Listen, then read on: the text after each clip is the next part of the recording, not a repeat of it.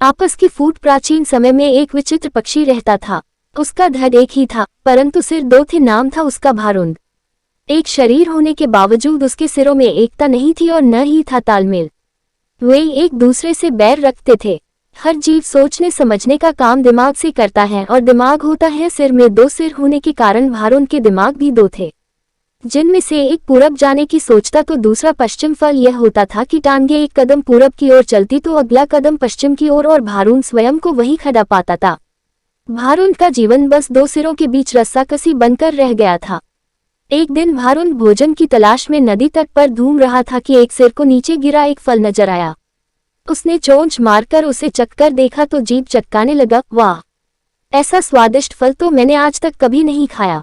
भगवान ने दुनिया में क्या क्या चीजें बनाई हैं। अच्छा, जरा मैं भी चख कर देखूं, कहकर दूसरे ने अपनी चोंच उस फल की ओर बढ़ाई ही थी कि पहले सिर ने झटककर दूसरे सिर को दूर फेंका और बोला, अपनी गंदी चोंच इस फल से दूर ही रख।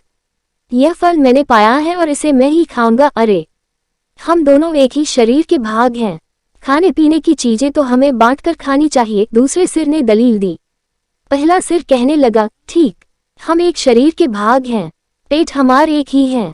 मैं इस फल को खाऊंगा तो वो पेट में ही तो जाएगा और पेट तेरा भी है। दूसरा सिर बोला, खाने का मतलब केवल पेट भरना ही नहीं होता भाई, जीभ का स्वाद भी तो कोई चीज है। तबीयत को संतुष्टि तो जीभ से ही मिलती है। खाने का असली मजा तो मुंह में ही है। पहला सिर तुनकर चिढ़ाने वाले स्वर में बोला, मैंने तेरी जीभ और खाने के मजे का ठेका थोड़े ही ले रखा है। फल खाने के बाद पेट से डकार आएगी, वह डकार तेरे मुंह से भी निकलेगी, उसी से गुजारा चला लेना। अब ज्यादा बकवास न कर और मुझे शांति से फल खाने दे। ऐसा कहकर पहला सिर चटकारे ले लेकर फल खाने लगा। इस घटना के बाद दूसरे सिर ने बदला लेने की ठान ली और मौके की तलाश में रहने लगा। कुछ दिन बाद फिर भारुंड भोजन की तलाश में घूम रहा था कि दूसरे सिर की नजर एक फल पर पड़ी। उसे जिस चीज की तलाश थी उसे वह मिल गई थी। दूसरा सिर उस फल पर चोंच मारने ही जा रहा था कि पहले सिर ने चीखकर चेतावनी दी, अरे अरे, इस फल को मत खाना। क्या तुझे पता नहीं कि यह विषैला फल है, इसे खाने पर मृत्यु भी हो सकती है। दूसरा सिर हंसा, हे, तू चुपचाप अपना काम देख, तुझे क्या लेना है कि मैं क्या खा रहा हूँ। भूल गया उस दिन की बात। पहले सिर ने समझाने की कोशिश की, तूने यह फल खा लिया तो हम दोनों मर जाएंगे। दूसरा सिर तो बदला लेने पर उतारू था, बोला, मैंने तेरे मरने जीने का ठेका थोड़े ही ले रखा है। मैं जो खाना चाहता हूँ वह खाऊंगा, चाहे उसका नतीजा कुछ भी हो।